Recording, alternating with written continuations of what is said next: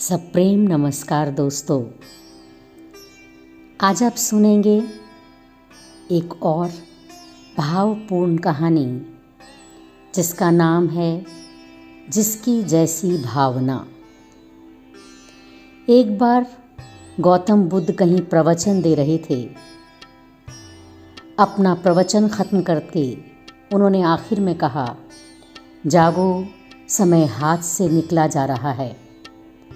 सभा विसर्जित होने के बाद उन्होंने अपने प्रिय शिष्य आनंद से कहा, चलो थोड़ी देर घूम कर आते हैं।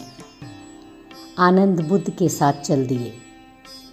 अभी वो विहार के मुख्य द्वार तक ही पहुँचे थे कि किनारे रुककर खड़े हो गए। प्रवचन सुनने वाले लोग एक एक कर बाहर निकल रहे थे, इसलिए भीड़ सी हो गई थी। अचानक उसमें से निकलकर एक स्त्री गौतम बुद्ध से मिलने आई। उसने कहा, तथागत, मैं नर्तकी हूँ।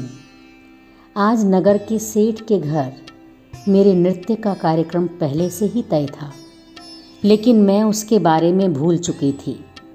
आपने कहा समय निकला जा रहा है तो मुझे तुरंत इस बात की याद आई। धन्यवाद तथागत। उसके बाद एक डकैत बुद्ध की ओर आया। उसने कहा, तथागत, मैं आपसे कोई बात छुपाऊंगा नहीं। मैं भूल गया था कि आज मुझे एक जगह डाका डालने जाना था कि आज उपदेश सुनते ही मुझे अपनी योजना याद आ गई। बहुत बहुत धन्यवाद। उसके जाने के बाद धीरे धीरे चलता हुआ एक बूढ़ा व्यक्ति गौतम बुद्ध के पास आया। वृद्ध ने कहा, तथागत, जिंदगी भर दुनियावी चीज़ों के पीछे भागता रहा।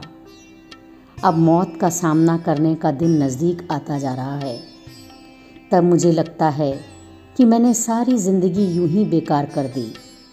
आपकी बातों से आज मेरी आंखें खुल गईं।